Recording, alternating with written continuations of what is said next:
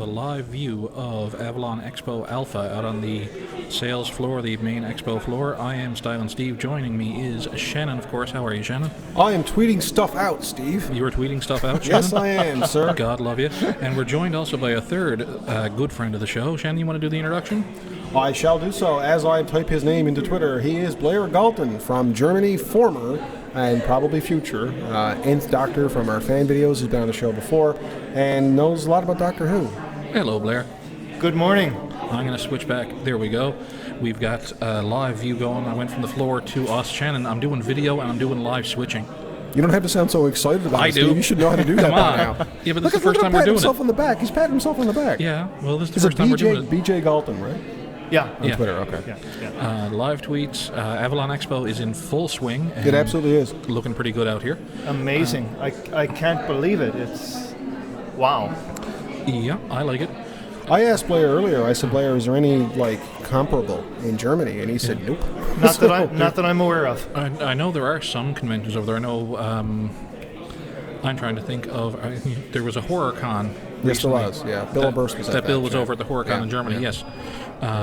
So there are stuff around it. Just But I got to probably be has honest, dug up. this is, for Newfoundland, this is the first, what is hopefully going to be an annual event, Avalon Expo. And as Blair pointed out, there's an awful, as we walk the floor, waiting for Steve to set up, we noticed an awful lot of costumes, great costumes. And beautiful. I've got a Amazing list amount of costumes out there. I've got a list of stuff I'm going to read out as we go along. We've got some shilling to do. Some shilling to do. We've got some, And now a word from potential sponsor. I went. Do you have a shilling? I went around it's quite and got. filling. I went around and got some sponsors potentially, and Yep. also some guests for the future Awesome. that are going to work out. We finally are up and running, Steve. Yes. It's been a while since you and I sat down and did a show. Yes, because you moved out to the middle of nowhere. For now, I have. Yeah, For now. unfortunately. Well, let me tell you my adventures, sir. I had an adventure just getting here. Yeah. I had to get a bus, right? And it took a while. It really did. It's been a while since Shannon's ridden the a while. bus. Been a while since I've ridden the has. bus. Yeah, absolutely has. St. John's has the greatest transit system in the world. Shout out I've to heard. them. So- Shout out to them. Somehow, at the Village Mall location, Shannon boarded a bus and ended up on the wrong end of town. Oh. Yes. And had to work his way back here. It took about over an hour. Yes. Yeah. Okay. That was fun times. It was a lot of fun. But you know what? Once I got here, I crested. There's a hill out front, and I sort of crested the hill. And I said to myself, geez, it does look like a lot of people. And as I came closer, I went, oh, there's actually a lot of people sneaking around the side of the, the building. I can switch out. We can see some of the people. Oh, we've got one of the Derby girls roller skating around. The 709 Derby Girls. Yeah. I love the Serpent 709 Derby Girls. I like the view we've got of the floor here. I can just turn, and there's a couple of vendors and artists, and right in front of us, directly in front of us, is the Sci-Fi on the Rock table. Yes. Beautiful. Sci-Fi on the Rock 10 coming up next April 1st. So That's we're right, promoting that here at Avalon Expo today. Absolutely. Big shout out to Jeff Power for all the work that he's after putting into this. Jeff and his team bringing Avalon Expo Alpha together. So next year will be Avalon Expo Bravo, hopefully if it goes ahead to a second year. And that's when I'm going to grab Jeff at the end of the day, and I'm going to say, Bill O'Burst Jr., Bill. If Jeff survives this, I saw the man this morning. I think he sweated off at least 10 pounds in the first hour he was here. That's true. Yeah, so, that's true. Yeah, he's really he's hustling and bustling, wheeling and dealing. He's invested, definitely. He's invested. What have you got over here? You want to get to it now first? Why not? Well, we get to some. Okay. What is this? This is just a piece of artwork. Yes, it is. Yeah, that goes with. I see you grabbed it from me. So I grabbed it from you. now that's from. If I can find it. Is it from the tailor? The tailors? No, you got the one from Midnight Tailors. Yeah. No, that's So you went and grabbed it from me. I had it all set up. Is that Brad? No, it's not Brad. Okay. I had it set up and he grabbed it from me. Well, we'll I'll figure get that to one it. out I'll after. get to it momentarily. Yeah. I also have the. They're cool. I was talking to that I have guy Escape earlier. Quest. That's really cool. Escape Quest. They were at Sci-Fi. I never got a chance to talk to them there. They have different themed rooms that you have to escape. They have the Impossible Room and the Impossible Camera Angle. That sounds like something I want to try. 1892, The Great Fire. We have Undead on Duckworth, which is any time you walk downtown St. John's. Oh. And the St. John's Superhero Saga. They have a locked room scenario with Escape Quest, so you end up locked in this room and you have to figure out various puzzles and clues to unlock the door Okay. and escape. So these are the different scenarios some of the different scenarios you can run through. And my first encounter with it was at Sci-Fi, and it went over really well. Super amazingly good, and they're so happy and want to come back next year. And they're here talking about themselves at Avalon Expo. Promoting it, too. Promoting it. I must say, I want to give a shout out to, like, if you look, I mean, the illustration. Oh, the illustration is graphic awesome. design Brilliant. is fantastic. Yeah, it is. It is absolutely amazing, the stuff that they've done. It really is. Great Fire of 1892. It's almost overwhelming, the amount of creativity that's on display here today. Mm-hmm. Like, I mean, we have the advantage of being in the lounge, which I love, by the way. Oh, yeah. I want to say, shout out to the lounge. We're doing a live show at the Broken Drum Lounge. The Broken Drum Lounge. It's pretty cool. It is pretty cool. Which fits in over well. Here, we have people doing games. It's the St. John's Game Club is set up behind us. Yep. I do like the fact that the Broken Drum Lounge, and we're a Doctor Who podcast, so the master can't hear the drumming. Oh, Steve. Oh. Wow. Did it take you a long time to think of that one? No, not at all. Just off the top of your head, huh? No, I thought I see. Okay. No, I had that. I see. The second I found out the place was named the Broken Drum Lounge. Wow. Yeah, it is really cool. We got a great vantage point. Yep, we do. We're going to snag some guests as time goes on. And we have one now. Blair, you're only back in Newfoundland. How long have you been back look, now? there's Captain America. Oh, yeah, there he is. How long have you been back now, Blair? I've been back since, let me think now. I got back on the 17th. I was on stage in Munich doing a summer Shakespeare production until the 16th of August. Nice. Wow. Okay. What play? It was The Merry Wives of Windsor. Oh, cool. The Merry Wives of Windsor. Yes. Yeah. Okay. Not Trenchcoat Steve. No. Shout out to Trenchcoat Steve. One of the outlying communities here, Cupid's, just did a production of the Scottish play. Yeah. Yeah. And that went over really well. So. Shame I missed it. It was by all reports a good production. Yeah. Tara Murphy, a friend of mine, she's vending here today. She was doing special effects for a lot of the blood scenes. So, because she's an effects artist. So let us talk about. Yes. I have seen some cool Doctor Who things on display. Yep. There is a woman, I believe she was the same one, possibly from Sci-Fi and the Rock, who was dressed up in a full TARDIS. There is a TARDIS. Yeah. There is a TARDIS. There's an awful lot of. There's Ray Walsh, our good friend. There's Ray Walsh. And thumbs up from Ray. Ray's going to come up and talk to us now. He should, yeah. Hopefully he will. We have an awful lot of people. You'd see these displays, and you'd think to yourself, well, this has nothing to do with Doctor Who. And then tucked away in the corner of some of these displays, there's primarily the artistry, people will have Doctor Who things. There's a pop vinyl TARDIS out there somewhere that I am buying today. Oh, yeah? I'm buying it. There's I'll find the name now momentarily, but there's a woman who has mostly superhero type of illustrations and artwork. You can... but it's going to be... Oh, that's Casey. Yeah. She's got like a David Tennant bookmark. I'm going to buy that. Down the very back of the room, that's on screen right now, that you guys can look out the window and see the same shot I see. Candlelight Studios is right down at the very end of this aisle. Yep. Which Kevin Kendall is an amazing artist here in Newfoundland. The video, I think we did a video show from my place, or we were practicing on it. I have a Doctor Who hand-drawn the one print behind, with the 11 Doctors at my place, and Kevin is the one that was responsible for it. Candlelight Studios. It is amazing. It is amazing and fantastic. You got to check the floor later and see it, Blair. Yeah. Definitely. It's definitely something to check out. I love my poster. So let's get to. I want to talk a little bit of Doctor Who. We got to talk Doctor Who. I want to talk Doctor Who. We got problems. Oh boy, do we got problems. You tell me how we got problems. We got problems. Okay, first problem is Moffat is being Moffat and writing half the season again. Absolutely. Yeah, I mean, actually, before we get into that, because you and I are, we're constantly ranting about Moffat. Yeah. Blair, from your perspective, like, you've been a Doctor Who fan as long as I've been a Doctor Who fan. Yeah. How do you find just the direction overall of Doctor Who since Stephen Moffat took over? Like, are you enjoying it more or less? I am enjoying it. The thing is, I haven't actually seen all of his episodes. That's part of the difficulty. I've, of course, now bought Season 7 and Season 8. Okay. And I'm slowly going through. And so you're going into Season 8?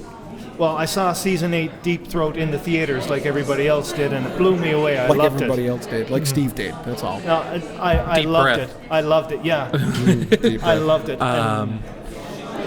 There was some interesting work from the Doctor in that, from Capaldi figuring out his character. I'm Scottish now, I'll complain about everything. I've seen this face before. Yeah. All his stuff was great. I had no problem with that. It's the Paternoster gang that loses me. I hate Strax. I like Strax. We know I hate Strax. I know you hate Strax. I've got no beef with Strax. Well, but where would you classify them? Would they be sort of like... I don't even know the word for it anymore. Are they sort of semi-companions? Are they sort of friends of the Doctor who pop in now and then? I'd call them almost unit-like. Yeah. Friends of the Doctor who pop in now and then. No, friends of the Doctor who pop in now and then. Yeah, we got a Star Wars guy here. Yeah, we do. Yeah. The Empire. The Empire is watching. No, what I liked about it is it was fun. I mean, I thought they brought some laughter to the show, some quirkiness. Yes. Now, I don't know if that's good or bad. I can see it's Christmas behind me, so absolutely. Both me and Shannon. I mean, I like Capaldi. I like his acting. Yeah. I like what he's brought to the Doctor character. The problem I have is that it falls in the writing. Absolutely. And it feels like Moffat is still writing for Matt Smith. Okay. And like I said, he's writing half the season. Yeah. So I can very comfortably say Moffat is writing it's not just that, as I said before, it's not just that he writes half the season. It's that he introduces character arcs that, even if he's not writing the script, go unresolved. The individual writers have to adhere to a blueprint that he has for the whole entire season. Which, I mean, you can have an overarching development. Like, for example, I always go back to, like, Eccleston's first season. Every episode had something to do with Bad Wolf. That's true, yeah. It didn't overshadow the rest of the story. It was it just popped up subtly. It was a subplot that ran parallel to the story. And there was a resolution, of course, in the final episode of Eccleston. Yeah. But with Moffat, I just find that his entire producership has been rife with Moffat's big ideas on things. Moffat will put his own ideas on display permanently. Yes. And it's what he's forever beating his own chest and saying, I'm a big Doctor Who fan. Okay. He's the worst kind of Doctor Who fan because he feels he needs to change Doctor Who to make it what he thinks Doctor Who should be. Okay. Rather than produce something that is going to appeal to the masses of Doctor Who fans.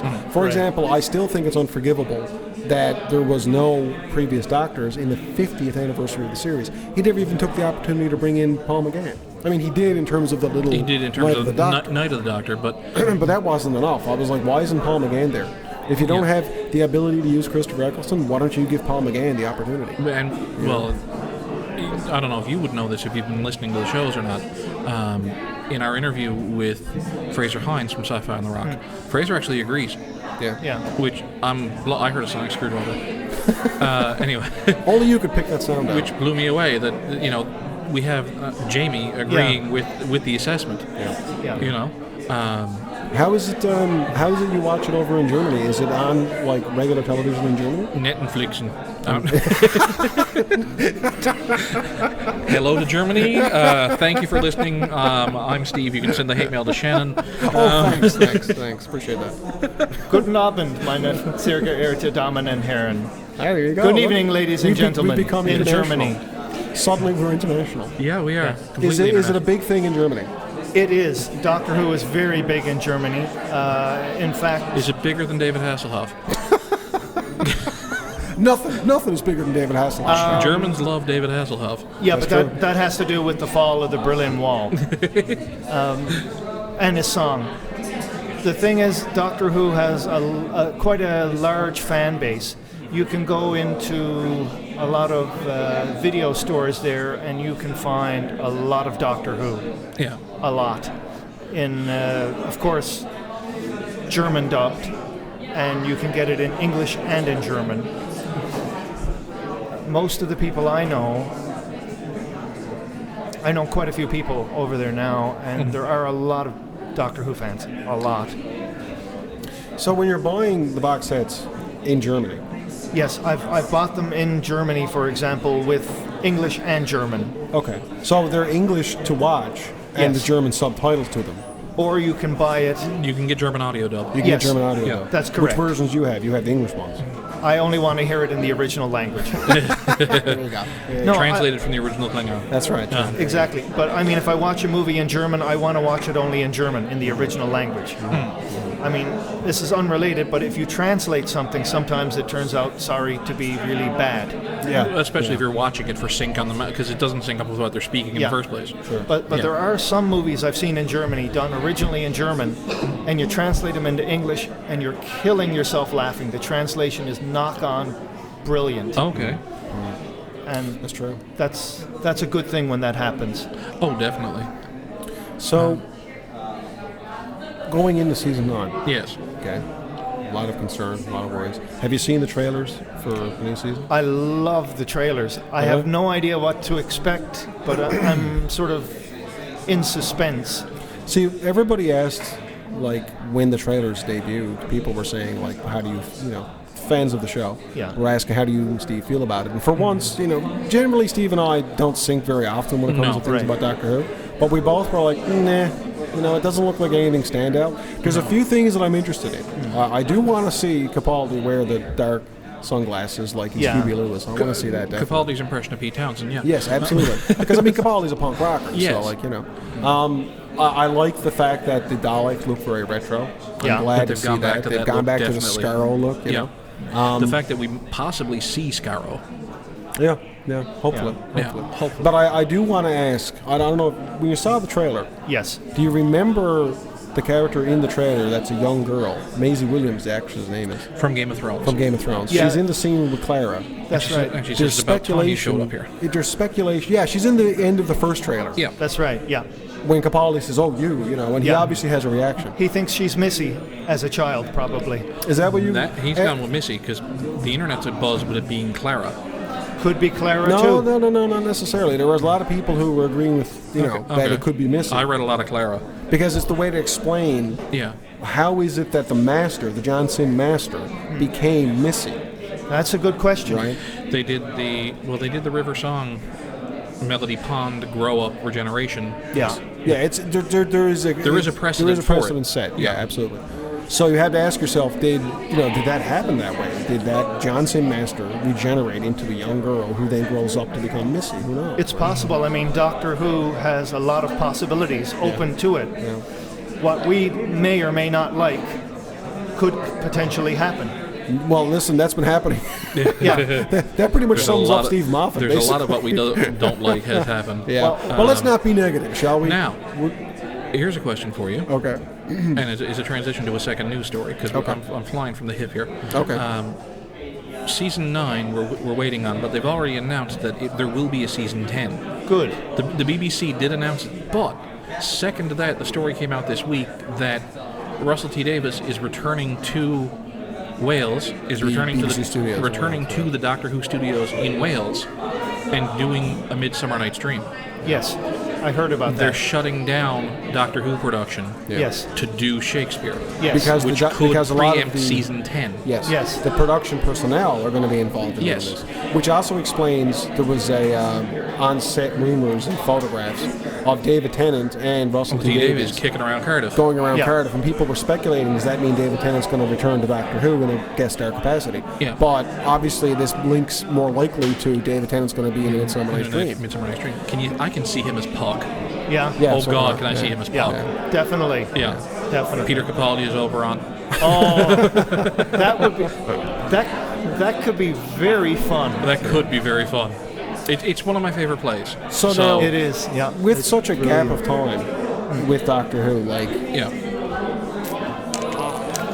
for a while the rumor had it that maybe Moffat was going to have to divide his time between producing Doctor Who and Sherlock.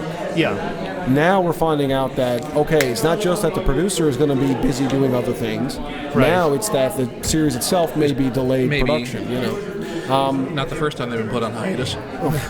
As Doctor Who fans, you have the occasion, right? You have the occasional hiatus, But I mean, that's kind of terrible at the end of the day. It's like, I don't know. I hate the fact that it's going to be such a long period of time before you get to the penultimate 10th season of the show. Who knows? Maybe they'll get to if there is a hiatus. Maybe they'll finally move Sherlock to more than just 3 episodes for a series. Listen, I like Sherlock. I love Sherlock, but they need more than 3 episodes. They've neglected Sherlock. Yeah, but you know what? In the interim with Sherlock, Benedict Cumberbatch became a star. That's the problem. He became very busy, and he started to become the next thing. He was a dragon. Yeah. And, well, he's also going to be Doctor Strange. And he's going to be Doctor Strange. Khan, and, like he's the next guy.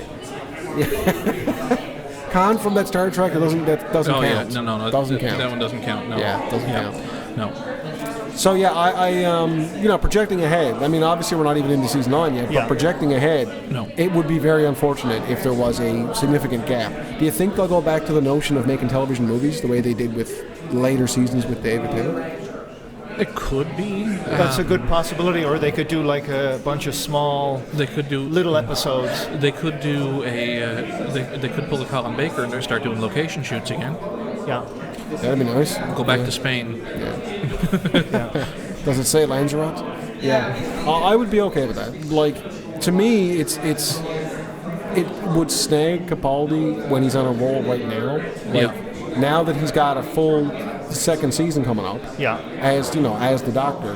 This is, I feel, the season that he's going to really sink his teeth into. Moving into his own. Moving into his own. Yeah. And just as he gets that golden period, there's the possibility the show may be interrupted for an extended period of time.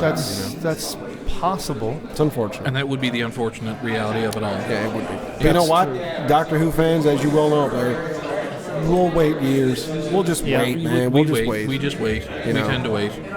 For a show about time travel, we spend a lot of time waiting. Oh, I want to show you something. We spend time. Yeah. I want to show you something. Yeah, you can see I'm wearing a Doctor Who shirt. Yes, he is. But I'm not a Matt Smith fan. No, but I want to say that no, they're not. This is a very odd thing for me to wear. Yes. Okay. And it's on video. You're framed up. Yeah, all right. Bow ties are cool. Yeah. Yeah. All right. Okay. I didn't lose a bet or nothing. It just happened to be a Doctor Who shirt. I actually, I have a couple. I'm wearing it in shame. I have a couple. Yes. I have a couple of my Doctor Who shirts with me that I'll be changing. I'm surprised into later. you're not wearing the scarf and stuff. No. Well, with everything I was bringing here to Avalon Expo, the scarf just wasn't a possibility. Also, it's 24 degrees Celsius outside. That's true. Wonderful. It's actually a nice day. I love it. I do make a concession to, It is a nice day. I'm not walking around in a heavy Fourth Doctor scarf in 24-degree weather. No. To quote Craig Ferguson, folks, beautiful day for Newfoundland. Yeah. It is. But a thing about the trailer that you were talking about, we all know from films, for example, you see a trailer and sometimes you think it shows everything that's good, sometimes it shows everything that's not so good. Really, you don't know until you actually see if it's going to be good or not. Yeah. My assertion is that the character of Missy, or actually more specifically the character that Maisie Williams is playing, I personally believe, because she's only listed as being in at least one episode. Okay? Yes. Mm-hmm. I think they artificially cut it in such a way to give her artificial importance. That's my fan theory. Yeah. That it's a misdirect to make fans think and focus on this one character that may just be a one-and-done character. They have to make somebody more important than Clara, the most important person in the world. That's true. Sure. But I'm just saying, like it's not outside the realm of possibility for Moffat to say, look over here when there's something else coming on over here. Oh, absolutely. Right. Yeah. Well, so how about a completely off-the-wall theory? Okay. Give her. I don't know if anyone's talked about this, but what about if that's the Doctor's mother? Jeez, that's a great theory. Oh, wow. Yeah. Wow. What are you doing here? Yeah, that's, you know what, that's really good. Yeah. Doctor's mother as a child. Yeah. I think that's totally out to lunch. No, but listen, not as you said, not without the realm of possibility. No, it was only the parents talking in... Okay. No, it was only the parents talking when he was hiding in the barn. Yes. Saying he'd never be a Time Lord. Yes. I keep thinking there's a sibling there somewhere for some reason. Or it could be that too. No, we don't know whether or not the Doctor has ever been an only child. He said he's been a father and a grandfather. We don't. Exactly. Yeah. Okay, well, could that be another fourth possibility? I mean, another grandchild. It's not something that's, That's true too. It's not something I want to say is looming on the horizon. Yeah, I got that. Oh, come on. Yeah. Come on. I got the whole looming new adventures thing. Yeah, I got that. Pat yourself on the back twice, dude. But no, you know what? Just call me Barry Horowitz. The thing about it is that it's not outside the realm of possibility simply because Moffat loves to just take stuff and shake it up and do whatever he wants. Well, really, everything is a possibility. Yeah, it is. Yeah. So I can see that is, like, where do you go with the character of Doctor Who now? You're on the 12th incarnation. Yeah. You've already introduced the notion of a war doctor. You've inserted, like Moffat is capable of inserting his own incarnation of a doctor into canon. And you have to accept it's canon because it's on a TV show. Like, yes. As much, I'm still not reconciled with it, but it's on TV. As much as I respect John Hurt as an actor and love a lot of John Hurt's work and have grown up watching him in various movies, he's not a doctor. No. Fraser Hahn said it. Like, it was just Paul one and done McGann for him. should have been the one in there when Eggleston said, no, we've hashed that over to death. But anyway. Yeah. We've hashed we have that a over. war doctor. But the point is, have to accept it. The thing about Doctor Who is, to lead to what Blair's saying, it's quite possible that could be the Doctor's mother because Moffat doesn't have any boundaries. Well, if you want to go really out to lunch, a possible regeneration of the Doctor in the past as a young girl. Yeah, you know what? Again, I can't say no to that because Moffat could do that. But you could, that theory, not that specific theory. No. But the pre-Hartnell regeneration theory has been around forever. Yes. So, what? The pre-Hartnell regeneration theory. Yeah. That's not a theory. They put that into an episode. I know they did it in the Brain of Morbius. I know, but they never actually explicitly said. Because Graham Williams came out and said it was a joke on Doctor Who fans. It's all you people that are all nebbish about Doctor Who. I'm going to throw a monkey wrench into it and try to introduce the notion. He admitted it. He tried to introduce the notion of maybe there was other incarnations before Hartnell, right? Now, everything contradicts it since then, but you never know. It's in the 70s or 80s, depending on the dating time. Yeah, that's true. That's true. It's quite true. I still don't understand that episode. I don't. Yeah. Our unit episode, yeah. I don't understand. All right, so anyway. So Doctor Who is, getting the international flavor, international perspective. Yes. Doctor Who is big in Germany. It is indeed. It is. You walk into like a HMV of Germany, and wall-to-wall videos, things like that.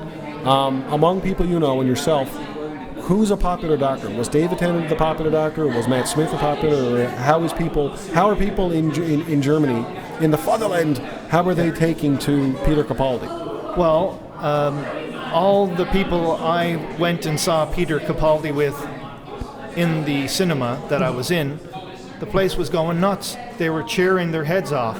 They loved it. They loved it. Okay. They loved it. Amongst the people I know, most of them were David Tennant fans. Yeah, okay. Good taste in doctors. Yeah. Absolutely. And a couple were Matt Smith fans. A lot of them, unfortunately, know very little about the earlier doctors. Yeah. So they're trying to play catch-up, if you like.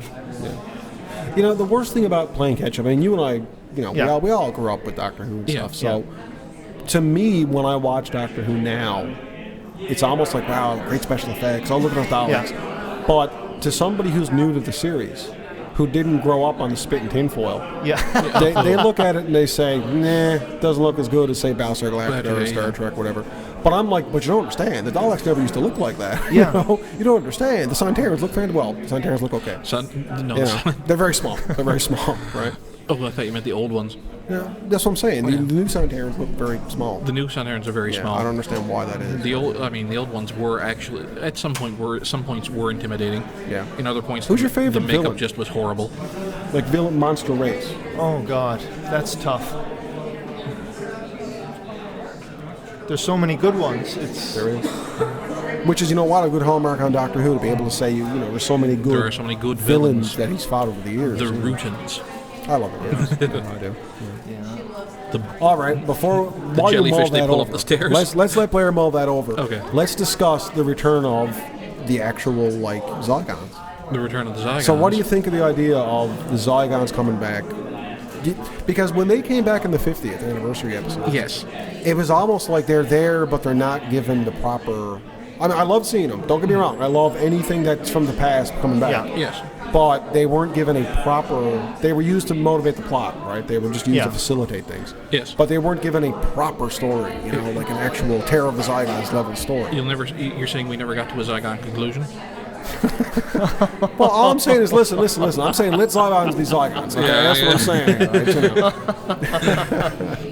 Oh, Lord. Listen, Steve Windsor. I grew up with Steve Windsor. He's a pun master, so and this fella here. So them coming back again raises some interesting questions. They could be placed, I think, in the upcoming unit episode, because there will be a unit episode. But they're going to be in the same episode with Oswald. What's her name? With Not Oswald. Osgood. Yes. So is it really Osgood, or is it actually the Zygon Osgood? I think the Zygon got zapped. I think it was. Could very well be. It's or maybe someone kidnapped Osgood and shipped her away. Possibly. I mean, it could be the Zygon Kate Stewart. Yeah, that's true. That's true. It's true. Speculations abound. I mean, I think it's. I remember when they zapped her, zapped her in the episode. I went, yeah, she's not great, because she's a popular fan character. Yeah. Well, she is the fans. For all intents and purposes, whether you like it or not, she's the cipher for the fans. She's what the production company thinks the fans are like. Yeah. And I mean, you want to see fans? We can look out the window here. Yeah. And see fans. There's tons of them walking around here, some in costume. And they have no idea they're on camera. This is the fun bit. I love the costumes. You're at a Sci-Fi Expo, and there's a Snow White walking around. Yeah. Next to she's fantastic. Next to a Tifa from Final Fantasy. There's a Link down there behind. Like, the variations that you get here are amazing. Yeah. I love it. I will tell you that from my. This is gonna suck for the audio crowd. Because I'm releasing it as both. Get with the program. People. Yeah. Come on now. You can listen to this both. But I was going to say that, having gone to several Sci-Fi on the Rocks and now this as well, it seems to be that people generally, when they cosplay, tend to cosplay as the later and current Doctors. Yes. I've only ever seen one person dressed up like Peter Davidson. Right? Yeah. Old Doctors, you don't see that very often. The young woman down there dressed as Tifa from Final Fantasy, holding up a Rainbow Bright right now. May Dalton, one of my friends here, she made her own gender-bent Sixth Doctor cosplay. Yes, you showed me. Yes, yeah. She actually took the time, got the materials, and sewed together her own. And let me tell you, Wow. I appreciate that. Yeah. Right, I appreciate that, because that must be the hardest costume of any classic Doctor to actually pull off. You know what I mean? Yeah. Like just it's the Sixth Doctor, so it's going to be the hardest thing. Who are you waving to? I'm waving to Mel You're and waving Sam. to people. Yeah. I'm telling you right now, he's the king of all geeks in Newfoundland. These are my people. He knows, this guy is he lords it over. It's like a Jab of the Hutt. This is like a sail barge. He's sitting around watching people, bow shooter. The droids are downstairs. There's an R2 unit and an R4 unit downstairs. Oh, yeah, with the R2 Building Society. Yeah, exactly. Builders. Yeah. So, what it comes down to is people that I've seen, locally anyway, tend to focus on the more recent Doctors. Yes. I have not seen, I saw one Peter Davidson. Mm-hmm. You're telling me she did Colin Baker. Yeah. But outside of the Utifcon, the Doctor Who club we were part of, I haven't seen too many people go back and do it retro old school. There was 1 year we had a Seventh Doctor and Ace. Really? I didn't see this. We had a First Doctor and Barbara. Never saw this. First Doctor and Susan, sorry. Really? It's two people that come to Sci-Fi on the Rock every year. He's chosen a different Doctor every couple of years. Maybe he's the guy that was dressed up like Peter Davidson. So he was. Yes, he was. Yeah. And he was Hartnell, and his girlfriend was Susan. So he was. Year. Yes. Now I know who you're talking about. They did Seven and Ace. Yeah. But again, outside that's one person. It's right? one person. Yeah. Outside of that, when you see cosplay on a local level, it tends to be more skewed towards. I saw Matt Smith earlier. Yeah. And he's the same guy that was at the Sci-Fi on the Rock as well. Yeah. I mean, I guess because those costumes are easier to make, Yeah. How do you feel about do you like Capaldi's costume? Because it seems like it's evolving. Ever since he came out with it. Yeah. I don't know if it's because the fans feel it's like a magician's costume or something, but he's finding more and more reasons not to wear it. He's drifting more towards a John Pertwee look now. Yeah, that's the impression that I had. The newer ones, he's drifting even more towards a Patrick Troughton. Yeah, you think so? He's got the Troughton trousers. He's got the check velvet smoking jacket similar to. But that's even giving way to a blazer with a hoodie. Yeah, he wore the hoodie last season, and but he's just comfy. But from the most recent pictures I saw, that were the publicity still pictures from the season, man, the guy is just he's channeling and embodying Pertwee. He's got the white shock of hair. Yeah. He's really doing it kind of like Pertwee. Oh yeah, he commented on the hair in an interview that he's kind of got the Pertwee hair going. Yeah, he said maybe I do, maybe I don't, maybe it'll stay this way. Yeah, maybe I'll change it. Yeah, so it's almost like Doctor Who is Capaldi's personal we're getting sandbox. photogged here. Yeah, you're getting photogged because you're the king of all nerds. That's why. I'm not. Am I getting photogged? Hi, Phil. Please tell me. Could you photog me? Man. The media are here. Yes. Yes. And you're the king of all media. So. He was on 2 radio stations in one day here. Yeah. Good. More power to you. And Absolutely. in the newspaper. Yeah. And the newspaper as well. Check this out, Phil. Every time I give him props for that, I say he was on 2 radio stations in one day, and he always adds with, and a newspaper. Oh, that's good. Oh, there it is. Yeah. That's good. The more the merrier. I mean, where else can you go and find Snow White, a Vulcan, and a Link talking to each other? Well, that sounds like a joke. That's the turn of it. They walk into a bar. Yeah, they walk in here. They walk into a bar. it's better that they're here instead of a group therapy session. This is group therapy. This is group therapy. Yeah. This is geek therapy. It absolutely That's is. the best kind. To a sci-fi convention knows this is group therapy. Yeah, exactly. Well, then this is the best kind of group therapy. Oh, definitely. Oh God! What? I got a question for both of ye. Okay. Sure. What is your favorite old Doctor episode? Genesis of the Daleks. Genesis of the Daleks. Wait, there's a favorite and then there's the greatest. So, well, okay, the greatest is Genesis of the Daleks. Genesis we of the know Daleks, that. I acknowledge greatest. Yeah. My favorite old episode. Wow. Because I just recently rewatched Patrick Troughton called Enemy of the World. Enemy of the World. We watch. Yeah. That is so cheesy. I watched it with Steve. Actually, I didn't watch it with Steve, but I texted Steve while I was watching it. Yeah. It's cheesy, but it's so great because it's cheesy. Like, I love that story. What I liked about it is Patrick Troughton was playing 2 radically different roles. Yeah. Oh, definitely.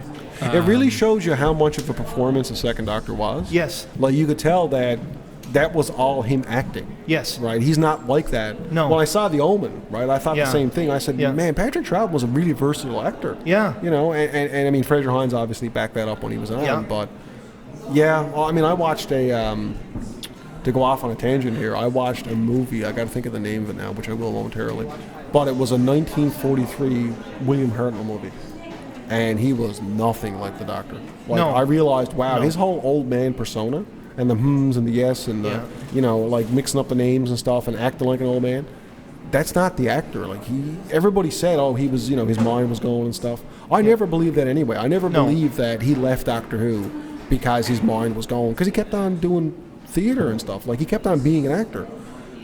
And when he came back to the series in the Three Doctors, he still had it. You know what I mean? Yeah. Like, he was infirm in terms of, like, physically older, but I don't think his mind was all that bad, to be honest with you. I got to think of the name of it. It was I'll think of the name. Continue. I will say, and he's going to predict who it's going to be. Sylvester McCoy. Yeah. Curse of Fenric. Yeah, you do. That's a love Curse good of one. Fenric. That's a Yeah. really good one. Yeah. That's a one really of my good favorites. Am I going to be limited to No. my Doctor? No. Or can I just say any episode? No, any episode. Any Doctor, any episode. I have several favorites. I mean, I loved Battlefield from McCoy Wait, because I of do the like comic, Battlefield. the comic timing he had. I liked. So that's the reason I don't like McCoy. I like the. I like, McCoy became better when he was darker. if you go right back, I like the Aztecs. yeah, Oh, yeah, that's a good one But, too. you know. Yeah. Because I mean, I've heard a lot of people say, okay, this person acted in Doctor Who. It's a one-dimensional type of thing. This is people who don't like the show. Oddly enough, And when you see like people like Patrick Troughton doing 2 different roles Yeah. and doing it well, it's versatile. It's very. Yeah. I would demonstrated. argue that playing Doctor Who, by the nature of the series, one week you're in an historical, the next week you're in a space age adventure. Yeah. I would say what a challenge that is for It the is. actor, It because you got is. to maintain the character of the Doctor, Yeah. interacting with all these different historical characters and space Yeah, age definitely. and aliens, and I would think Speaking it's a of challenge space age as well. aliens, Chris Carter. Oh yeah, I have spotted Chris Carter. yeah, because he's 8 feet tall. Your That's how you your spot former him. co-host. That's right. One of my many podcasts. Speaking of aliens. We'll have him jump on his Daggles, huh? Yeah. But I would argue against the idea that Doctor Who is a something to look down on, like as a character and as an acting performance, because so many of the Doctors have had to rely on their own performance. Like Peter Davison has said multiple times in interviews that he wasn't really given much instruction in terms of playing Doctor Who. He was told, "Well, you're the Doctor now. We hired you to be the Doctor, so you go be the Doctor." But Yeah. that's So what he I had to love kind of about make it up himself, That right? is what I love about it, because they've been given so much free reign Yeah. to develop. Well, I mean, the Fourth Their Doctor character. was Tom Baker. You know, at the end of Yeah. the day, you hired Tom Baker to play Tom Baker with a scarf. Yes. And it was fantastic. It was because of It that, was. you know. It was. Getting to the favorite, if it's not going to be a Colin Baker, even though I would say probably Vengeance on Varos is probably my favorite for its time. Oh boy, You and Sid. Pyramids of Mars is really good. Because, I mean, with my friends in Germany, we're arguing. Yeah. I'm not going to say horns and Neumann. Although that is pretty amusing. It's amusing. Probably something season 12 related, like early Tom Baker, when it was just cracking on all fronts. You know, like the production values were there, the stories were there, the acting was there, everything was working so well that's the golden age of Doctor Who. You know. Oh God, Scaroth. What about Scaroth? Good episode. Oh, Hand of Fear. Hand of Fear. Yeah. Again, Tom Baker. Yes. 99% of Tom Baker is fantastic. Tom Baker is it's gold. Incredible stuff. It's only when it gets cheesy near the end, like when they actually brought on John Nathan Turner, and Nathan Turner said, "I gotta cut this. This is all like slapstick. I gotta turn him back to being like a bit darker." Yeah. I like my Doctor's dark at the end of the day. Like, well, Capaldi certainly is very dark, and people love him for it. Yeah. They're lighting him up too much. I felt that with season 8. You had all these hints of darkness, but not enough for me. Right? Well, that's how they started with McCoy. Yeah, that's true. That's very true. They did. They started hinting before they went to the full descent. Yeah, because that took the script editor to say, look, this interpretation is not working. We need to make it darker. Yeah. But they had that plan anyway. They were doing that with Colin Baker, right? Like, they had the plan to make him darker before McCoy came along. Yeah. Well, most people I knew were actually a little bit afraid before Capaldi came on. They knew he was a good actor. They were afraid that they were going to overdo the change, because a lot of people I talked to thought Colin Baker was a great doctor, but the first little while they felt that he overdid it with his change. The change was so drastic and so dramatic, it turned people off. You make a good point because you're right in the sense that was Matt Smith so different from David Tennant at first? Not really. Whereas Capaldi, and similar to Colin Baker, Capaldi was right away a different doctor. Yes. He was a different person altogether. No question. And that drifted because of the writing. He suddenly became kind of like Matt Smith too much in that season. And I was like, I want him to stand out. I want him to be different. I want him to tell off Clara. I want him to be like walking away from situations like he did in the Christmas episode. I can't help you people, see you later. Yeah. Because I want him to be an individual doctor. We're done here. I don't want him to be, I'm your buddy doctor. Like when he said, I'm not your boyfriend. That's what I want my Capaldi to be like. I want him to be like No Boy. Like Mummy and the Orient Express is the best episode of the season. Definitely. Because he was willing to sacrifice people for the greater good. And near the end of it, Clara says to him, like, you lied to her. Yes, I did. Yes, he was like, I did this. And then he said, what was that line where he said, like, is that what you want me to be? If you want to believe that I'm that person, you go ahead and believe that. I was like, you get Jamie Matheson to write every episode of Capaldi, and I'll be completely happy with that. I think his interpretation of Capaldi and the way Capaldi acted in that episode and the whole episode itself, it's my favorite episode of the season, by far. And on that note, I'm going to wrap things up for now. Okay. With us, we've got more to come. So much we've got more to come as the day. Don't worry, the folks. I'll get to the these. day and the weekend go on. Yeah. Oh, yes, we'll get to absolutely. But we're going to actually stop, go grab people. Is what we're going to do. And then and then we'll do another episode. I'm going to upload this as you grab people. Okay. All right. Sounds good. Blair, thank you so much for joining us. Blair, always a pleasure. Always a pleasure to have you here. More than welcome to stick around. We're going to have everybody, as many people as we can on. Rotating in and out. Yep. I love the fact that our first live show has a component from the back in the day, man. Like the guy who played the Doctor in the show years and years ago. We've got half the fan film here because you're here, That's Blair's right, here, Glenn is over this way. You're right. We've got the Master's lackey is over here. Jason Cantwell's over in the background. We pretty much have a reunion. This is like bands reunited. This is Last Minute Productions. It is, yeah. Well, we should do an audio improv. So sometime over the next couple of weeks. As I said to you, I tried my best to make that happen this summer. Steve Windsor, I call you the Destroyer of Worlds. You did not get the Oracle of Time script to me, so that poor Blair Gaulton can reprise his role as a doctor, and we can make that happen. Right. So what we're going to do, folks... We'll make something up. We'll make something up, and we're going to do it as an audio. Is what we're going to do. Yeah, we promised it. We're making it happen, just like Sam the Record Man. So we will be back. We are live. We'll be back momentarily from Avalon Expo Alpha with the Whostorian. Have a good one, folks. Enjoy.